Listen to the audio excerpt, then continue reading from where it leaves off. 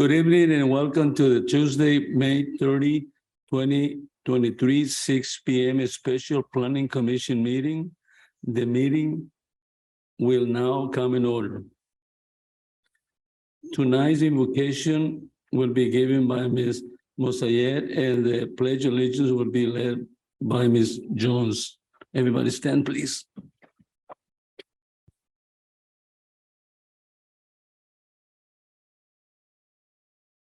Dear Lord, we thank you for the ability to come before you with this commission. We invite you to be here with us this evening and to grant us wisdom with each case and situation that is presented before us tonight. In your name we pray. Please place the flag, right hand over your heart, ready, begin. I pledge allegiance to the flag of the United States of America and to the republic for which it stands, one nation, under God, indivisible, with liberty and justice for all.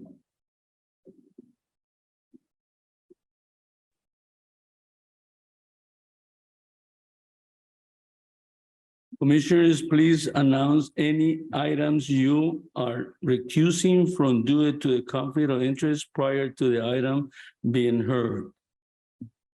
Secretary, would you please give me a roll call?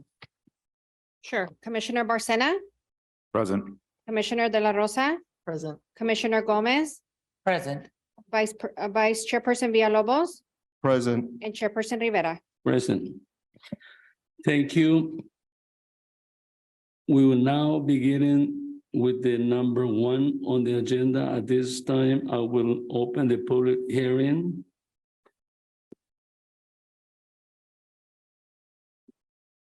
Presentations will be given by Mona Ciyt and Deputy City Attorney Paloma McBoy. Please start.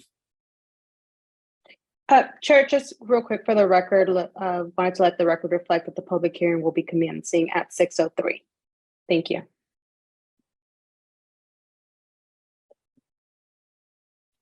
Commissioners, Chair, I would like to go ahead and introduce this item, and I'd like to give thanks to both our city planner, Mr. Stephen Jones, and our associate planner, Ms. Mona Ciyt, for putting this item together. Wanted to just give you a little bit of background on this item. On May 8th, the City Council gave staff direction to go ahead and prepare an ordinance, a draft ordinance, with pertaining to the regulation of cannabis in the city of Bell Gardens. And so tonight, what we have before you is a draft ordinance. It's going to be presented to you by our city attorney who's been working on this, Paloma McBoy. So I'm going to go ahead and turn this over to Ms. McBoy, and she can go through the presentation. We have a PowerPoint for you. Any questions that you have? This is a public hearing item. Your recommendation will be going to the City Council as another public hearing, which will be noticed appropriately. So with that in mind, I'll turn it over to Ms. Paloma McBoy. Good evening. Can everybody hear me okay?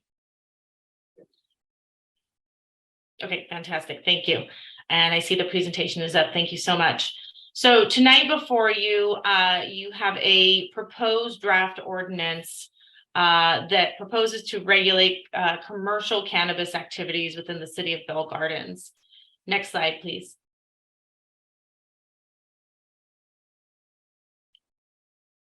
Next slide.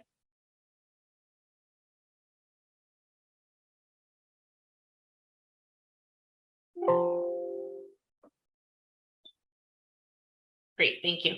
As Mr. Romo already indicated, on May 8th, the City Council gave direction for the city attorney to draft a proposed ordinance, which is before you today.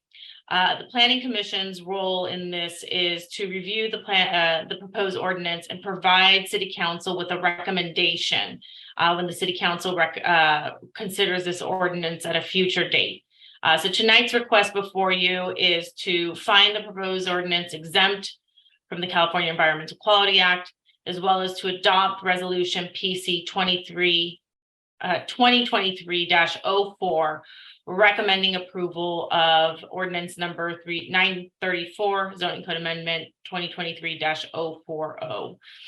And specifically, this proposed ordinance pertains specifically to the regulation of commercial retail sales. Next slide, please.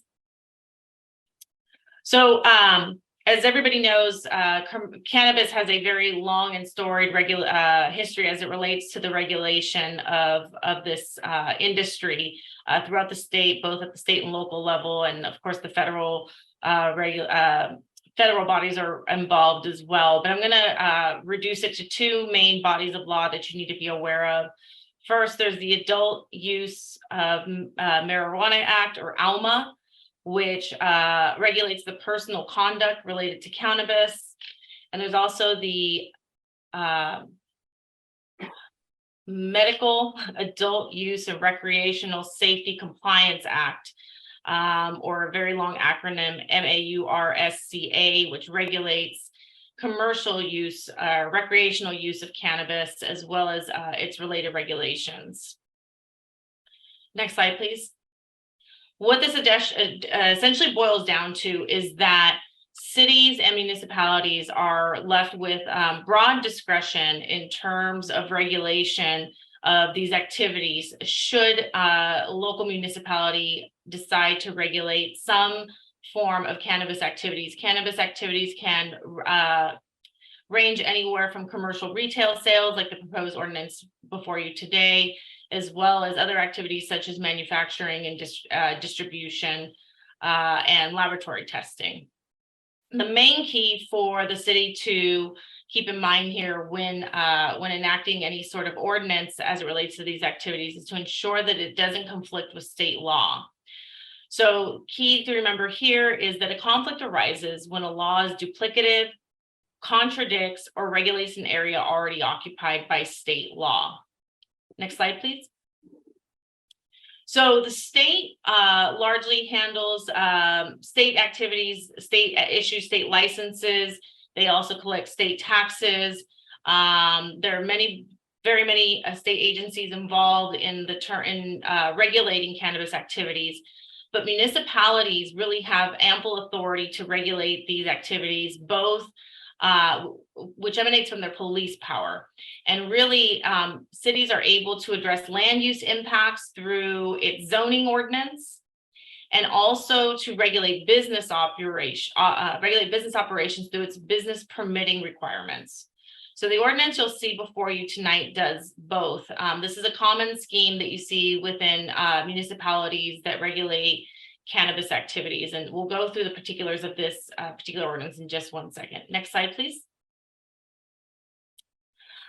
One of the biggest reasons why municipalities end up regulating these activities is as a revenue generating source. There are a few different ways that cities have generated revenue through these schemes, and the first is through the generation of taxes. Typically, taxes are based on gross receipts. Neighboring cities have predicted intakes of anywhere from $250,000 to almost $500,000 per location. And some cities have exceeded those predictions in certain years. So as you can see, based on neighboring cities who have also enacted similar ordinances, they've been able to generate significant revenue to the city. Next slide, please. Another potential revenue generating tool is development agreements. For those of you who are not familiar with development agreements are a land use tool or a zoning tool in which a project applicant negotiates with the city for some extraordinary benefits. Typically, that benefit is for the land use approvals to survive any subsequent changes that the city may impose, or to extend longer than maybe anticipated in the zoning code. In essence, the project applicant and the city negotiate the assurances that the project applicant is seeking, and in return, the city gets some extraordinary benefits. These are typically done on a case-by-case basis, but development agreements are approved through an ordinance, and also subject to public hearing and public input, much like the process that you're seeing today with this particular ordinance. Development agreements are also an opportunity to contain provisions that require full cost recovery and indemnification to the city. Additionally, development agreements have to be reviewed on a periodic basis, typically on an annual basis, to ensure that the project applicant or the developer is actually abiding by the terms of the agreement. If the developer or the project applicant is not abiding by the terms of the agreement or is otherwise in default, the city has an opportunity to modify or terminate that agreement. So it's very similar to any other kind of contract agreement. But here, you know, the project applicant is asking for some sort of extraordinary benefit, and in return, the city also gets an extraordinary benefit. The ordinance before you today, City Council has also requested for some procedures to be adopted by resolution. Those procedures will be presented to the City Council at a future date as well. Next slide, please. Okay, so other funding sources that have been made available by the state is grant funding. The city has applied for some grant funding in order to assist with the efforts should the city move forward with the regulation of commercial cannabis retail sales. Awardees for the first phase will be announced in early June. I believe it's June 10th, so right around the corner, in which these funds can be used to help implement the systems that would regulate such activities. I should mention that this particular grant funding opportunity looks specifically at cities, or granted preferential points to cities that use the existing confines and the existing infrastructure that the city has in terms of approving such uses. So rather than creating a whole different system specifically related to cannabis with new staff and new procedures and new hearings, really use the systems and the tools that the city already has and integrate that within those existing systems. So I'll talk a little bit about the ordinance and how this ordinance kind of achieves that goal. If the city is awarded funding, the City Council will need to formally accept the grant at a future meeting. Next slide, please. So let's talk a little bit about neighboring cities within the county. Approximately 20 cities currently allow retail sales within the county. And the county, the unincorporated part of the county, which as you can see in the image on the right, which is the roughly probably about half to two thirds of the county, which is currently showing up as orange on your screen. They are also implementing a framework that would permit commercial cannabis activities within unincorporated portions of the county. So much of that orange portion that you see today will likely be green some point in the near future. Next slide, please. So before I go into the actual ordinance, again, the recommendation today is to find the project exempt and adopt a resolution to recommend approval of this ordinance to the City Council. Next slide, please. And then we'll talk a little bit about the draft ordinance. Next slide. Okay. So I talked a little bit earlier about how municipalities have large police power to essentially regulate commercial cannabis activities as it relates to ensuring the public safety and welfare.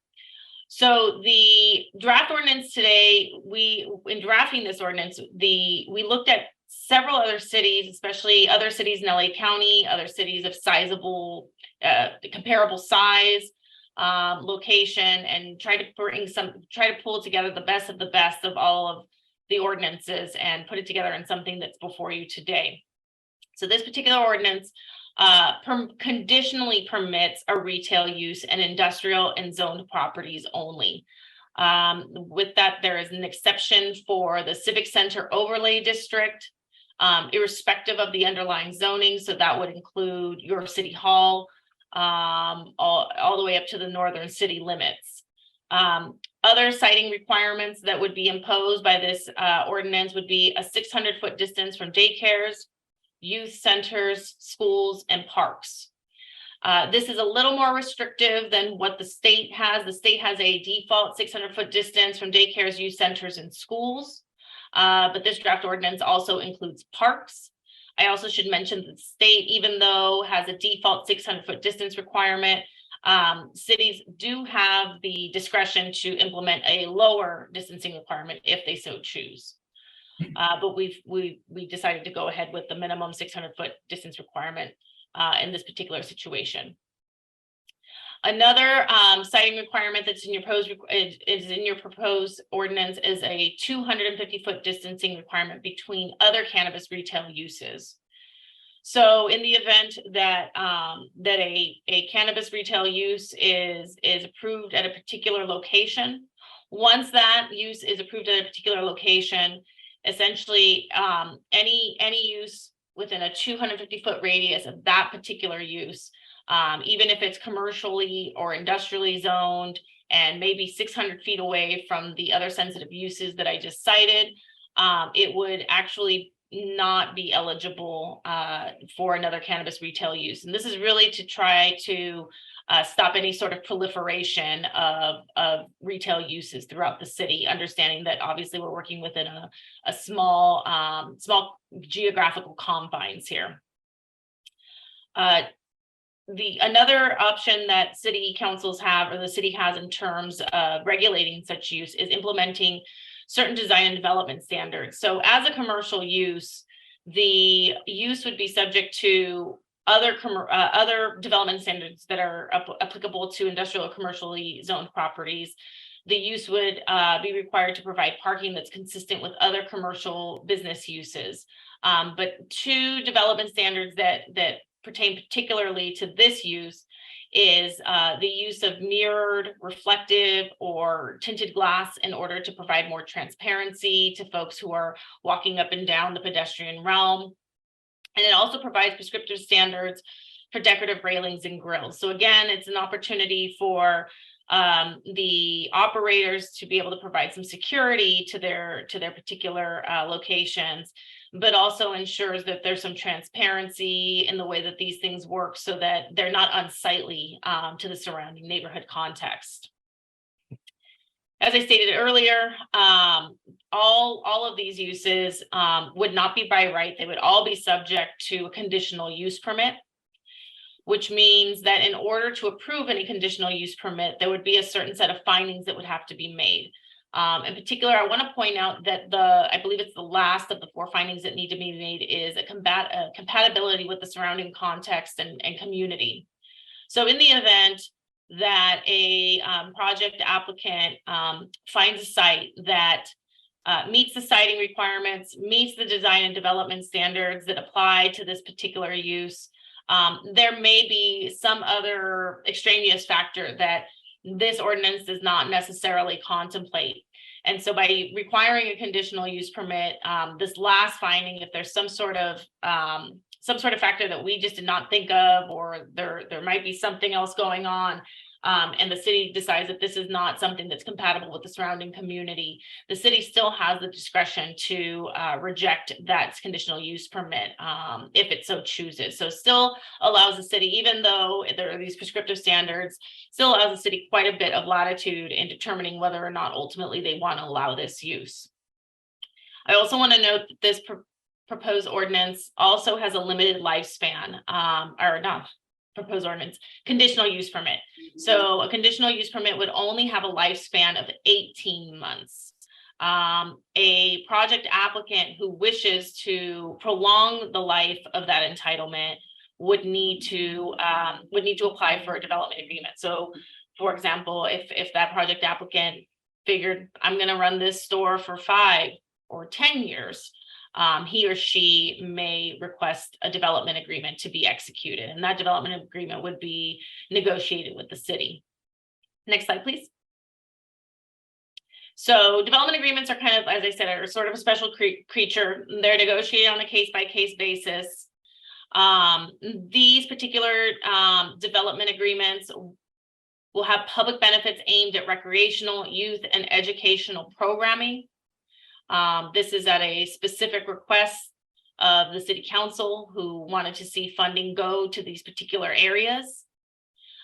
Provisions will also require full cost recovery. Agreements will be reviewed on a yearly basis. And I also want to note that default under a development agreement also allows the city to modify or terminate the agreement. Development agreements do need to give the other party the opportunity to cure. Perhaps they didn't make a financial contribution in a timely manner. The city would, notify that particular applicant that they are in default and get a reasonable amount of time to cure that default. It might be 30 days or whatnot. But if they do not cure that default, that's where the city could take action to modify or terminate the agreement. And as I stated earlier, there are still lots of opportunities for public input to the development agreement process. Whatever is essentially negotiated would be adopted via ordinance, which means it would come back to the planning commission as well as the city council for vetting, would be subject to the public hearing process as well. Next slide, please. Okay. So this zoning map before you right here, as I talked a little bit about the siting requirements for the proposed ordinance before you, is an illustration of where cannabis retail operations could conceivably go or operate based on the siting requirements before you today. But as I noted, for example, anytime a cannabis retail operation is approved at a particular location, by virtue of this ordinance, the 250 feet surrounding that particular location will no longer be able to have a cannabis retail use. So, for example, if there was a location approved at the corner of, let's use Gage and Eastern as an example, as that area is very much covered in green. If a retail use was approved there, the surrounding 250 feet surrounding that would no longer be eligible for cannabis retail use under the proposed ordinance. Next slide. Okay, moving on to business permit regulations. As I stated earlier, cities have broad police power to protect the public welfare and safety, public safety and welfare.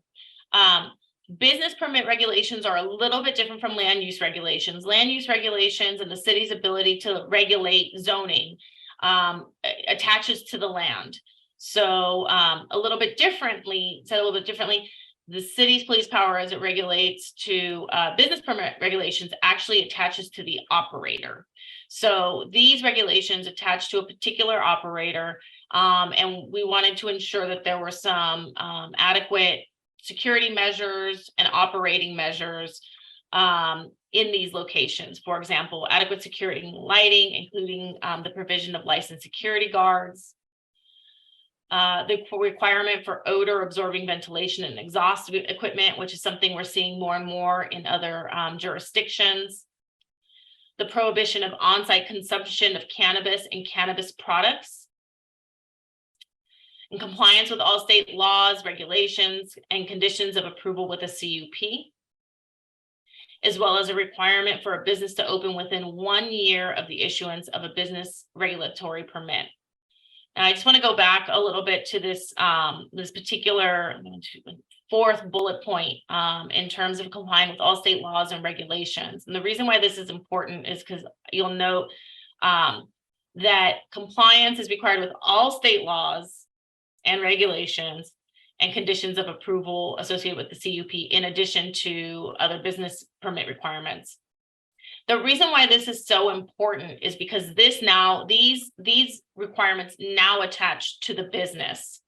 So in the event that a operator is not complying with the city's municipal code, state laws, regulations, and conditions of approval that are associated with the CUP or even the development agreement, The city would then have the authority to look into actually revoking or suspending a business license. So gives the city sort of broad discretion to look at whether or not the operator is a good operator and acting within the confines of the law by referencing all of these other regulations that an operator needs to comply with.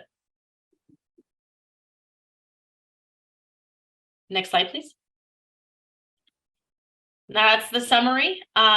We are here for questions if you have any. Thank you.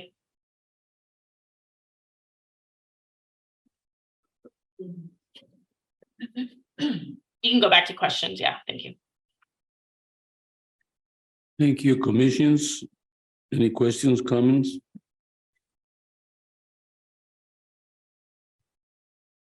Chairperson, if I may, want to go ahead, we can go over the comment section to open for public participation. Okay.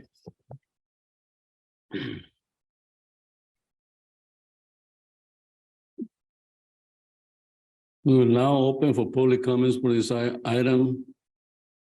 Secretary, please announce the instructions for the public participation. Chairperson, if I may, I apologize. I believe we would go, I'm sorry. Yeah, we are going over to the comment section. I apologize about that. The members of the public will now have an opportunity to speak on the public hearing item number 1. Please state your name for the record before addressing your comments to the members of the Planning Commission.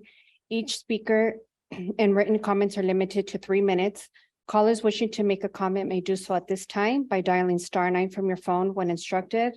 Dial *6 to unmute yourself. Individuals joining through the Zoom app may request to make a comment using the raise hand feature on Zoom and select the unmute or the microphone icon when instructed. We will begin to hear from members of the public that are physically present in the council chamber. If you haven't done so already, please submit all your comment cards now.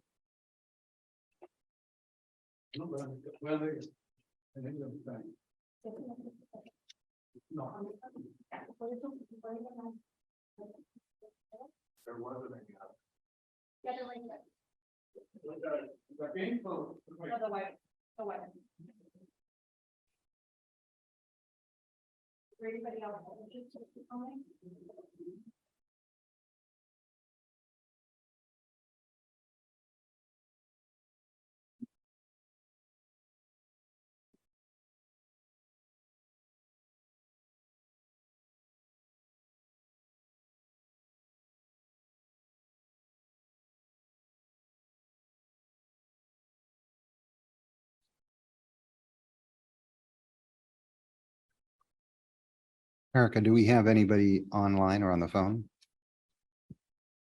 No, we do not.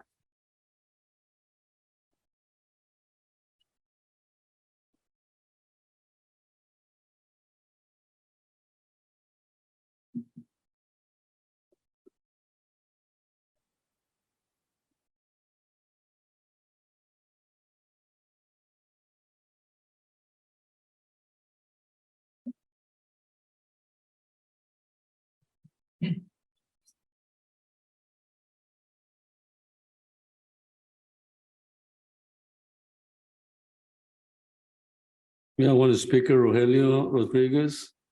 Go ahead. My name is Rodriguez. I know what I'm gonna say. They don't have a value because I know for sure you're a puppet of the city council. You're gonna pass this one.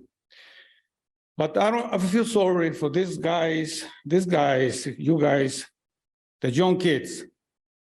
I don't care about the old people right here. They can go to hell or to hell, whatever.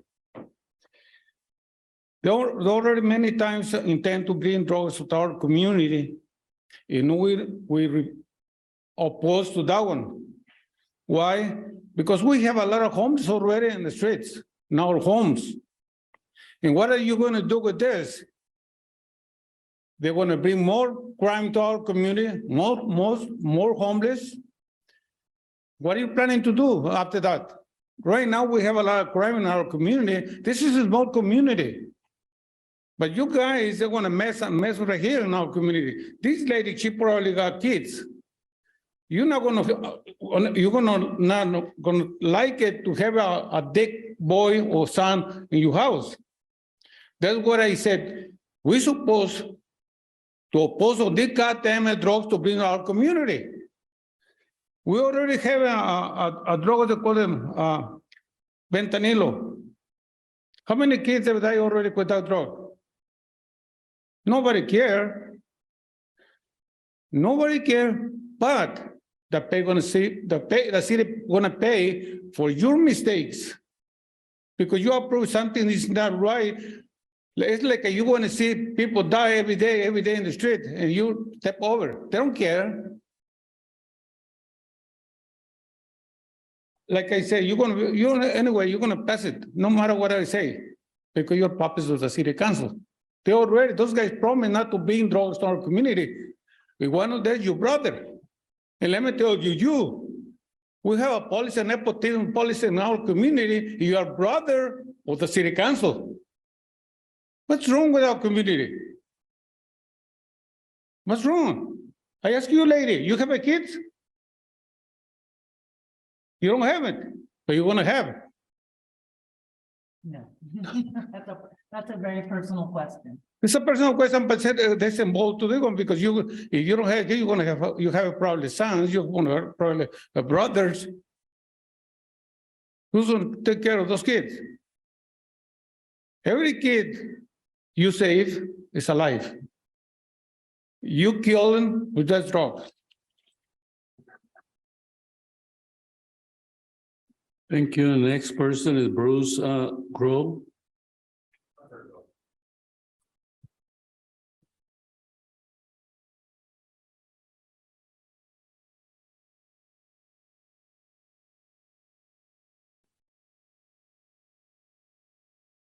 You always let the ladies go first.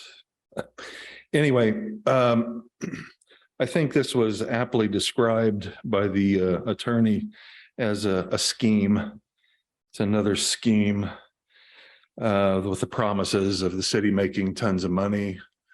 It's less than 25% of the cities have these types of facilities in their cities. Even though this is just retail sales, I don't know why it's necessary for a zoning code amendment and then to regulate the commercial cannabis. Somebody wants the marijuana in this town. Somebody wants it here. Now, I can tell you from the last meeting I was here, there is no overwhelming demand from your residents clamoring to bring marijuana into this town. It was like 25-2, no. So who up here and who are you being encouraged by to bring this ordinance to the table here? It isn't the residents, I can tell you that. It isn't the residents at all. You're going to increase crime. Of course, it's only retail sales, but criminals will be waiting outside and, you know, rob the people that come outside after purchasing the marijuana. That's what's going to happen. Now, I understand, according to that gentleman, that a couple of the council members campaigned on keeping marijuana out of here. But now all of a sudden they seem to have changed their mind once they won their election. Interesting. Is it the city attorney? Is it the city attorney's friends? Is it the mayor's friends? Is it the councilman's friends? Somebody wants this marijuana in here. I know it's been rejected a number of times in this town. I grew up in this town a long time ago. It was pretty freewheeling, but things have changed. And there's only one person going to make any money off of this stuff. And by the way, nobody makes money off of it. That's all a lie. That is just disinformation. You can't make any money off of selling marijuana here in California. It's impossible because of the regulations of the Democrat Party. However, the federal government says it's illegal. It is illegal. That hasn't been changed. So what's been interesting is that You say, the attorney says that you can change the rules to your needs. That's an interesting statement. Maybe somebody can really think about that one. Thank you very much. Thank you. Next person, or Oravia Florence?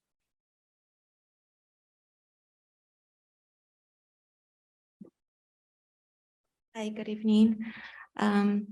So my name is Oralia Flores. I want to just bring up a concern that I have, although I know the objective is to use this money for the youth. We do have to consider what that affect their development in the long run. If you look into research, marijuana, it's one of the drugs that people start using and they go in deeper into other drugs. So if they see that in the community as an example that we are supporting it in a sense, they're going to see as that's okay. So we need to consider that in the long run, also how that affects the brain.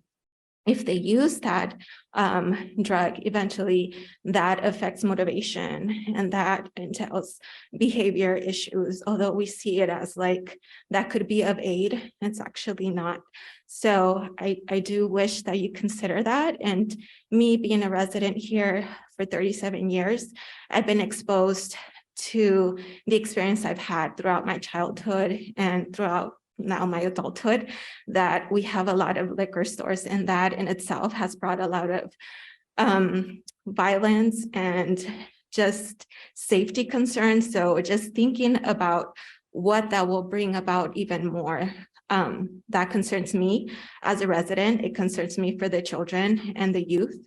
So I do consider that we need to balance out whether it's going to intake a lot of money, then what damage will it cost in the long run. And actually that money is not really gonna make a difference to benefit us in a positive way, if you can consider that. So, well, thank you so much. Thank you. Secretary, anybody on the phone? Yes, Chairperson, we do have someone in the chat line wishing to speak, and I will go ahead and let them in right now. Hello, can you hear me? Yeah, can you guys hear me?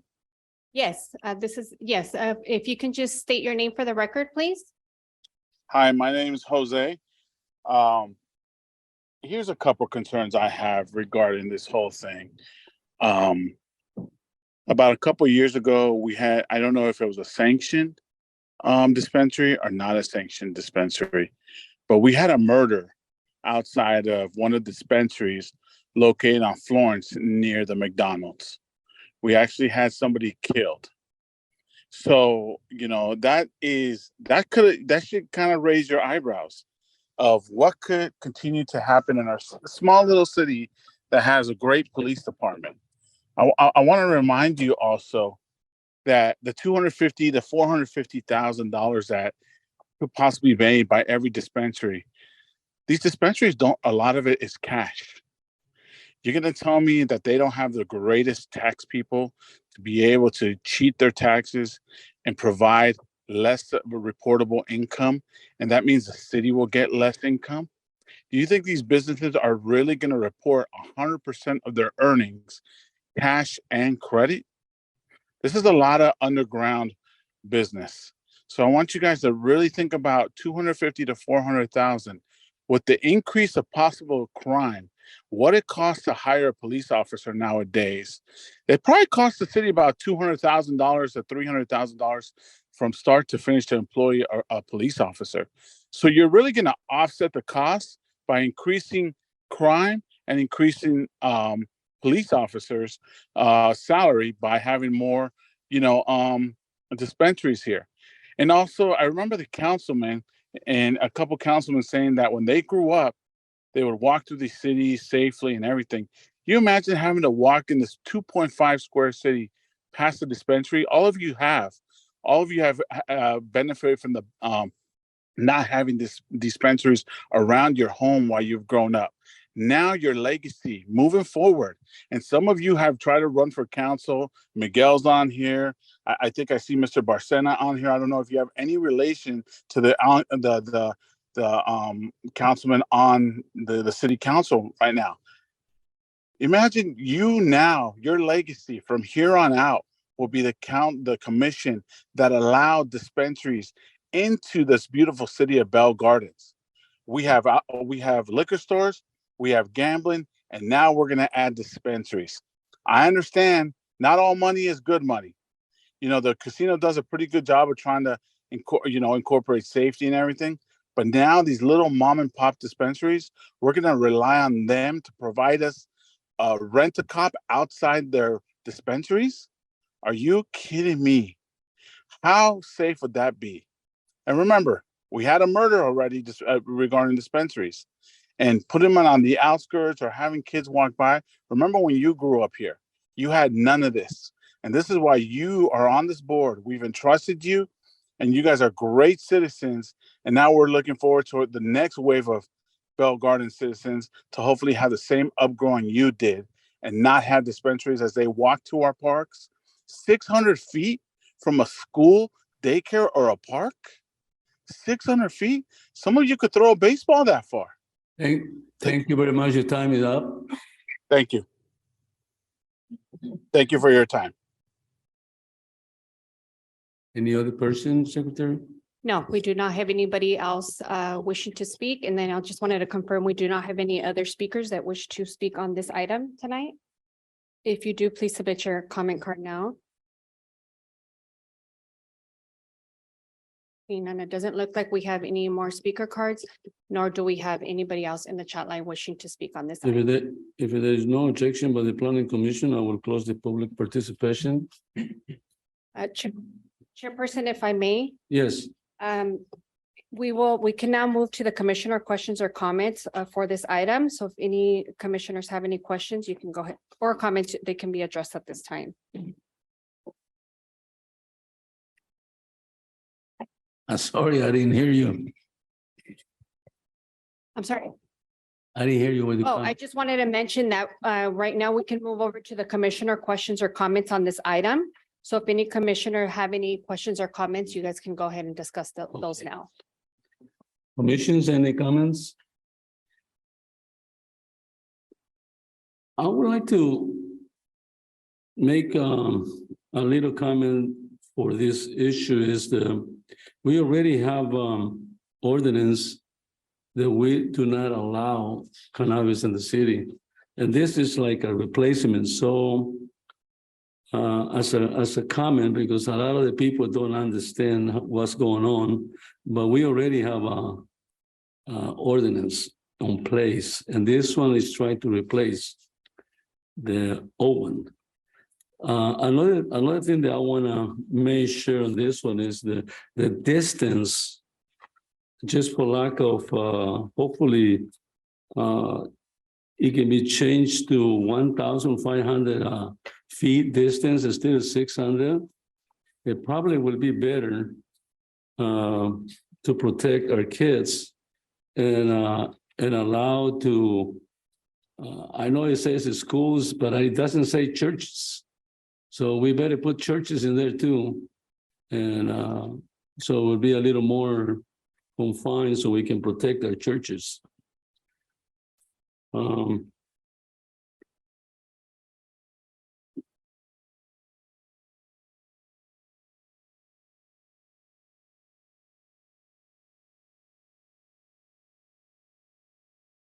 And since we're also gonna have this one as a CUP, so we planning commission will see all these permits coming to us for approval, so we can figure out that our people are safe and an event that this one will go through. We want to make sure the planning commission has said so it represent the people.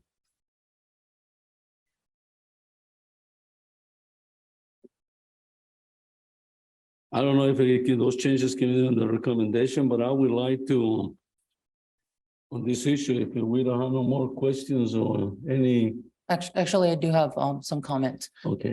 Just for my own clarification, my own understanding. I believe that the 600 feet ordinance, the restriction, the zoning restriction, that's by state law. That's what's already been set up by the state. So I think that given the very limited amount of property that we have in the city of Bell Gardens, it's already very limited as it is. So I think that to add or raise it to 1,000 feet, I think would actually violate part of the law that indicates that no city shall enact any ordinance that would make it unreasonably difficult for people to be able to access medicinal cannabis or recreational cannabis within their city limits. This is state law already.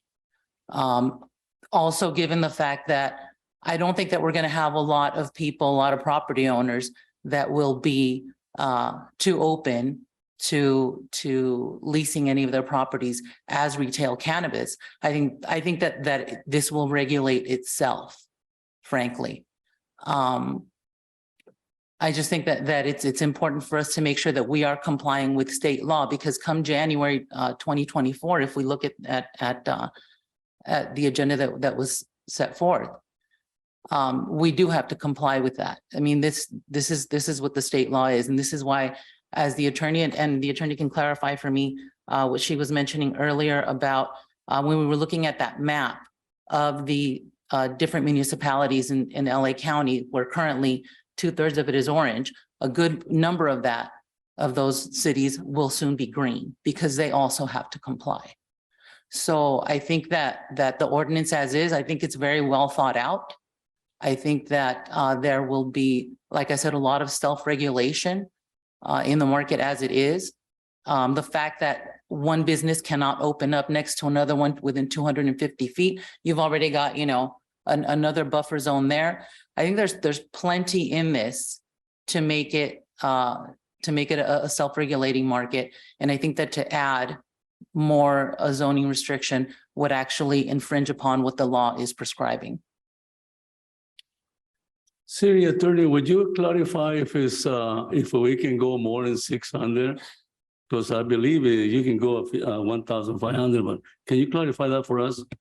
Sure, and I thank you, planning commissioners. This is a very thoughtful discussion. Appreciate the thoughtful discussion on this.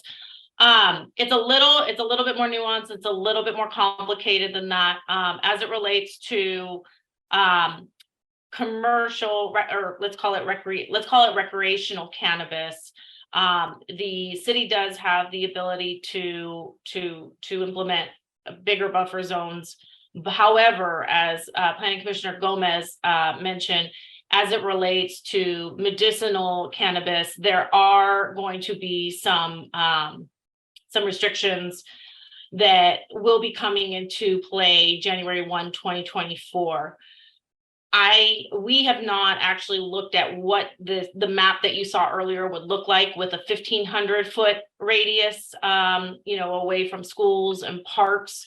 But I will tell you that even with the 600-foot radius, you're essentially blocking out almost two city blocks, depending on where you are, really, but almost 2 city blocks from any of those sensitive uses, from accommodating such a use. So if you were to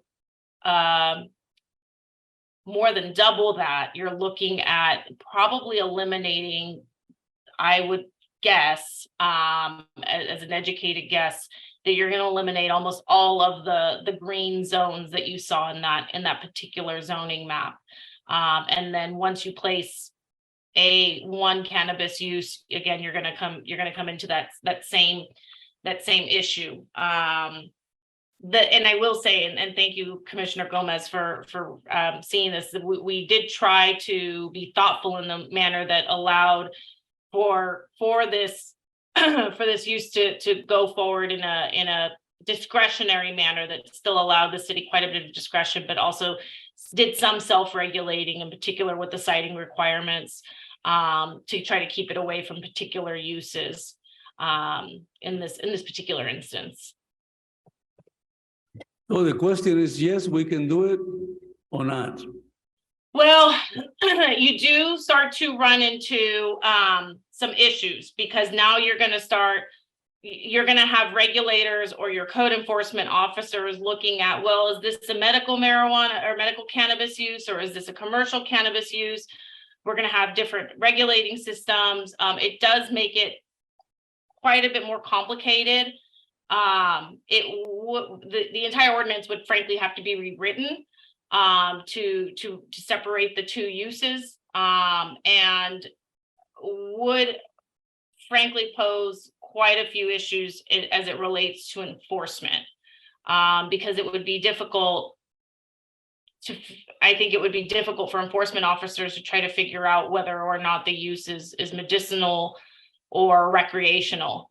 And that does pose quite a bit of issues as it is right now, because the two are clumped together. If you were to put the 1,500-foot requirement, I think you would run into issues with the law that will come into effect January 1. Okay, the other, I still didn't If I- and if answer I- yes or if- no, but I still would like to ask, can we put only 5 dispensary limit on the whole city? We have in Those alcohol ordinances so have many been for subject. zoning, so I wondered if we can do it on this recommendation, Yeah. 5 maximum. Yes, I understand the desire to limit to 5. The issue that you run into when you come up with a number, a lot of times those ordinances are subject to litigation because there are only a finite number of permits that will be issued. And so typically let's call it an unhappy or maybe an unsuccessful bidder will end up challenging that litigation or challenging that particular ordinance.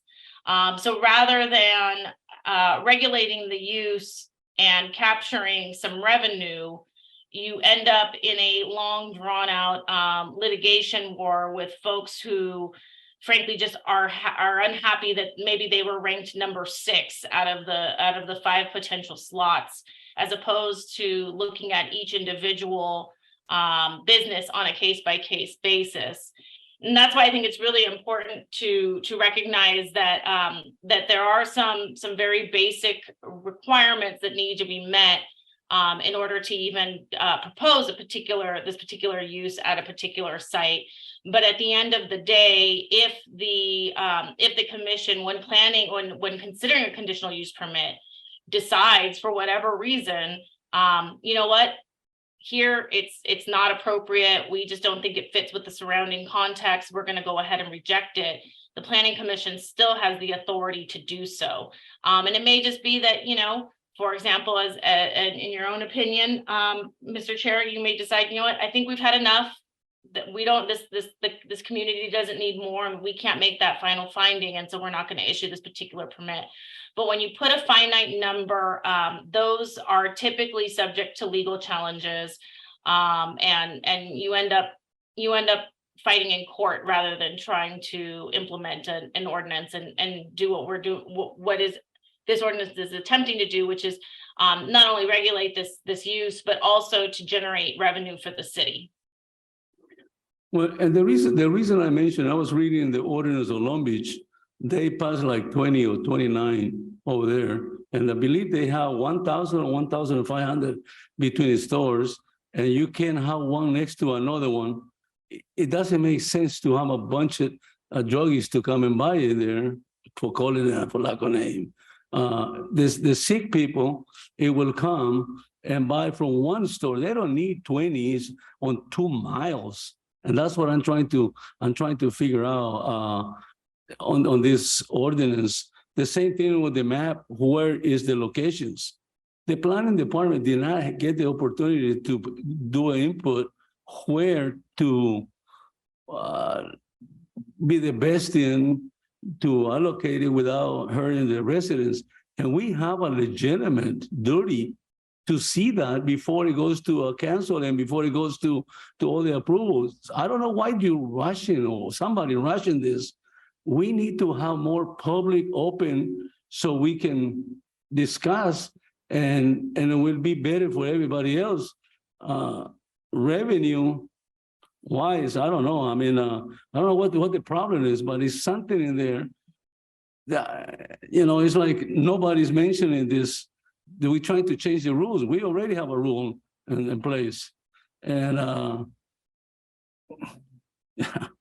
you know, how can you have a state tell you what to do when the feds tell you other things? The feds got more power if you come to a lawsuit. So I don't understand. I'm very confused and I need the direction from you because I was going to make a motion of 5 maximum. I was going to make a motion on 5,000, 1,500 distance and not to be together at the most 5 in the whole city. I think it will be okay if it passes. I don't know.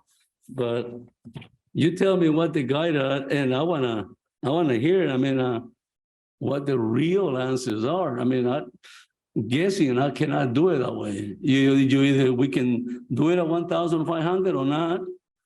And if we can do it 5 stores, put a limit, that's okay. Later on, they can come and say, you know what? 5 probably is not enough. We need 3 more, 5 more, like we do with the alcohol. But I have a problem with that. Can you give us a guidance? I'm not sure if I particularly understand the question. I think you were, if I understand correctly, in other cities, you have locations where you have retail sales essentially that are side by side. And I think that's what you're trying to avoid. If I'm understanding that comment correctly, the ordinance does attempt to achieve that by requiring a 250-foot distance between stores. And as I mentioned, through the CUP process, if your planning commission feels as though there are other community context or neighborhood context details that perhaps were not necessarily anticipated by this ordinance and the language in this ordinance, your planning commission can still deny the CUP. It's a discretionary approval process. So I do want to make very clear, this is not a by right process.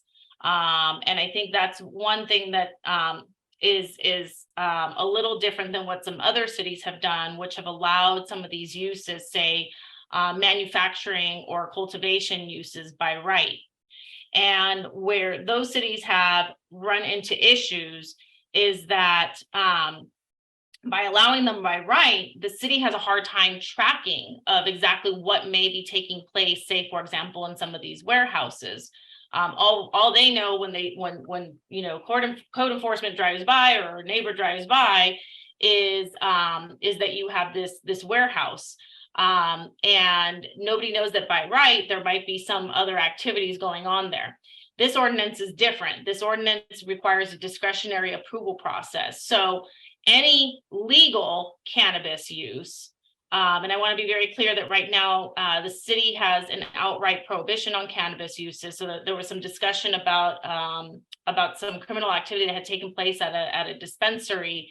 That dispensary was not permitted by the city, and I imagine was not permitted by the state as well. So that was a completely illegal operation. And this ordinance actually addresses those completely illegal operations, allows the city to pursue criminal action against those operations. They're against any unpermitted or unregulated retail operation, and continues to have an outright prohibition against cultivation, manufacturing, packaging, and testing. Those, even under this ordinance, none of those activities would be permitted. The only activity would be permitted would be retail sales, as I said, as a discretionary use. So the city is keeping track throughout the entire time. They're keeping track through the land use approvals that need to be granted. And then they're also keeping track through the business permit requirement, which also implements some very specific operating requirements on that particular operator, which also requires them to abide by all state and local regulations and the conditions of approval that are implemented by the CUP. And Chair, if I could add on to that. Your specific question was whether you can make a motion after the public hearing is closed, of course, to recommend to the city council a limit in the number of licenses. The answer is yes, you can. However, what our city attorney is indicating is that other cities that have done that have experienced litigation. And so it's a risk that you have because you can get that challenge from other cannabis operators. So that's what our city attorney is trying to let you know. However, that motion can be made, but again, it's a risk of litigation. And costly litigation is at that, because I think that as the attorney was saying, people will not let that go. And that will end up costing the city a heck of a lot more money than if we move forward with the proposal as it is now and continue to provide oversight whenever a new permit is requested. Well, I think we need to understand this. We need to have proofs. I don't see any. I went to check any lawsuits on all the cities that you put it in there, including Long Beach. It's nothing in there compared with the stores, how many you put or how many distance. It's all by safety of the people. We're trying to make sure that we do it. The safety for our people is our duty as a planning commission to make sure that we do it right from the beginning. I don't want to vote for something that he say, she say, that doesn't work that way. I will not be doing my duties. So, and I didn't see it unless you prove it or you show it to me, then it's a valid point. And that's what I'm saying. We did not have enough discussions on this item with the planning commission on the zoning. And we didn't have enough with the public on the city of the Bell Gardens, which is the one we represent anyway. I don't see other way. I mean, you can tell me the different, but I don't see it. Anyway, that's it. And unless you have something to say, city attorney, I will continue with the meeting. If the question is whether other cities have been sued when they place a cap on permit requirements, the answer is yes.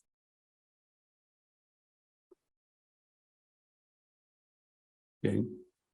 So commissions, any I will proceed because we can spend all the night, but I'm not getting the answers.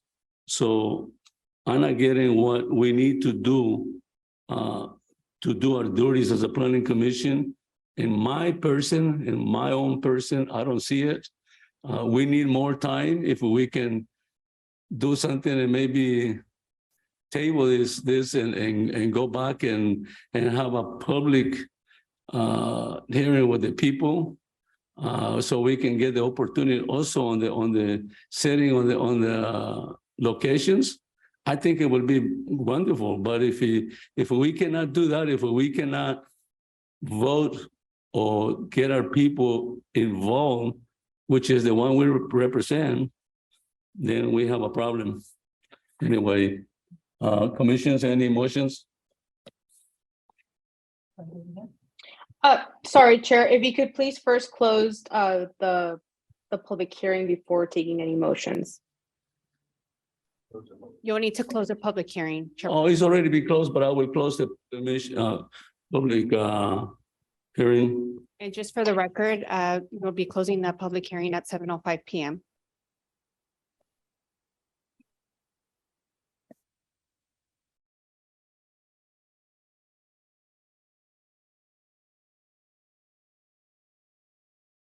Commissions, any motions on this hearing?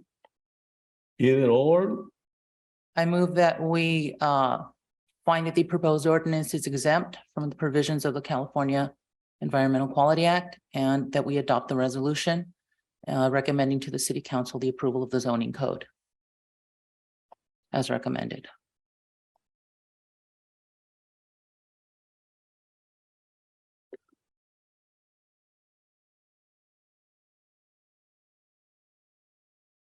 Chairperson will just need a second. Need a second? No seconds? We have, There's an additional question from the commissioner before the before the motion is taken. Is that okay, city attorney? That's fine.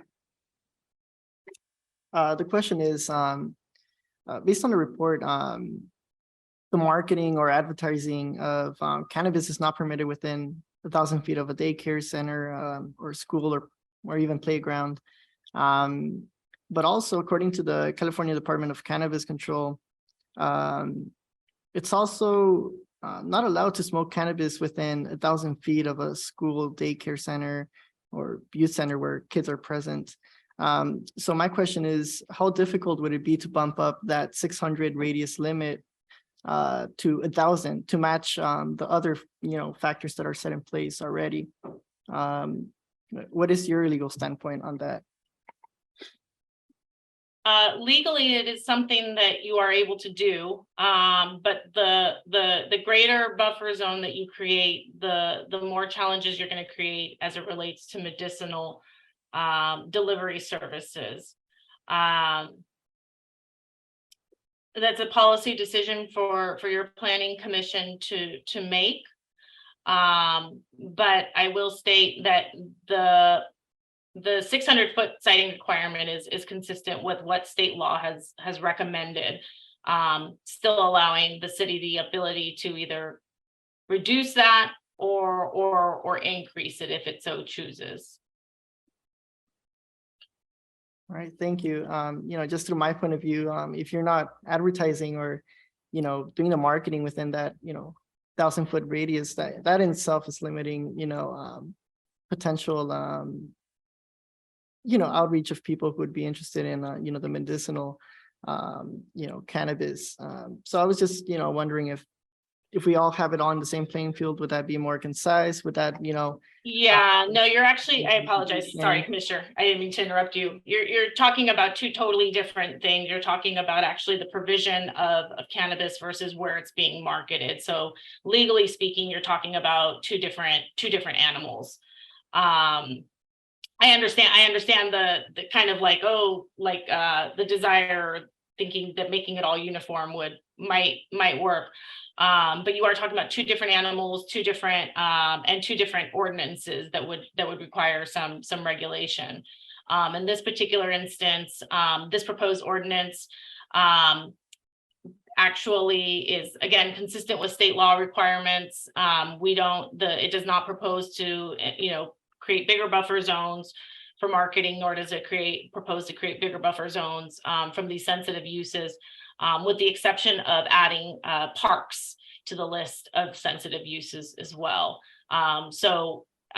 We did do the exercise that excluded parks. You have a lot of parks. You also have a lot of schools within your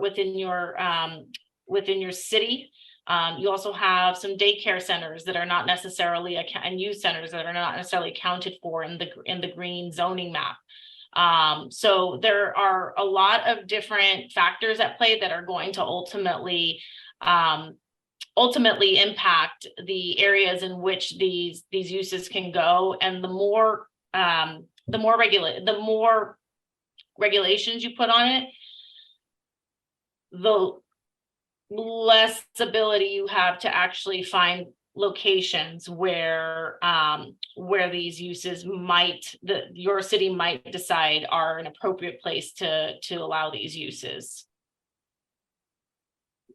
So again, here we looked particularly at commercial zones and industrial zones only, trying to stay away from those sensitive uses that are pretty typical. And one area that was that would have been a large swath of land that the ordinance already takes out is the Civic Center overlay, district, which spans spans all the way from Florence all the way to the northern city limits. So that's another huge piece of land that's already been taken out. Again, this is kind of like that policy making that the city is able to do in order to determine, what's an appropriate place to allow these uses. And the thought here was that, you have a lot of government entities, and other, the church, other sensitive uses that we imagine the city would not necessarily want to permit these uses there. So we just kind of said, doesn't matter whether it's industrial, commercial, residential in this area, it will just be prohibited. Thank you. I would like to, we have a motion on the table. I would like to make another motion and see which one stays. I would like to, number one, this is just a recommendation. So I would like to deny the recommendation for the city council. And I would like to add in there so we can go into public hearing so the people of the Bell Gardens can hear more. And at the same time, discuss the item, where the map and. Chairman, if I may, there is a first motion on the table. You have to first take action on that motion before you make your second motion. So we cannot, I'm gonna take it, but I want to make the motion, then we're gonna go to the first motion, and then if it passes, it passes, whatever it is. You can make that motion after the first motion. After the is first actually- one? Okay. We have a motion, second. If it doesn't have a second, then it will basically void. No motion. Okay, so now I will make the motion to deny the recommendation to the city council and also to add so we can have hearing with the public of Bell Gardens and the planning commission, a discussion of the map that we have, that we didn't have the chance to do our fishery duties. That's a motion. Need a second? I second. Take a roll call, please, Secretary. Commissioner Barcena, Yes. Commissioner De La Rosa, Yes. Commissioner Gomez, No. Vice Chairperson Villalobos, Yes. and Chairperson Rivera. Yes.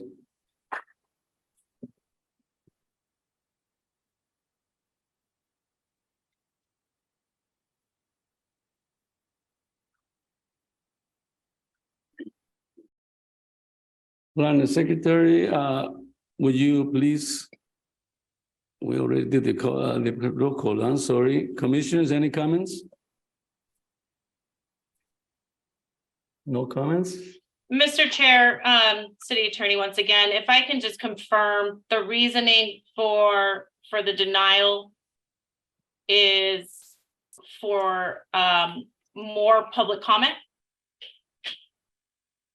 Two reasons I see in this one is the map of the where the unit needs to be, it was not taken in consideration with the planning department. It's our duty to be involved in that. That's number one. And number two is we need more public hearing for the people that we represent.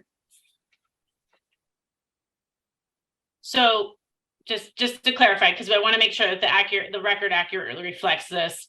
You were not pleased with the zoning map and planning commission's lack of input on the zoning map? Yes.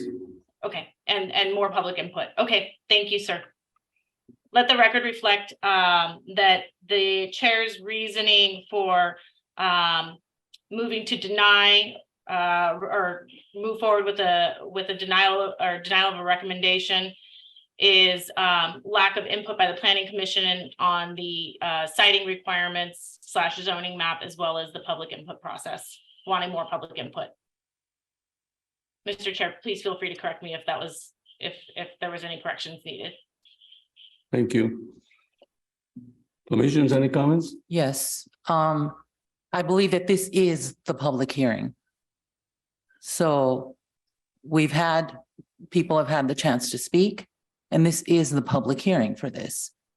So I don't know what the need is for more public hearing. This is the public hearing, and this is the opportunity for people to speak, and they've spoken.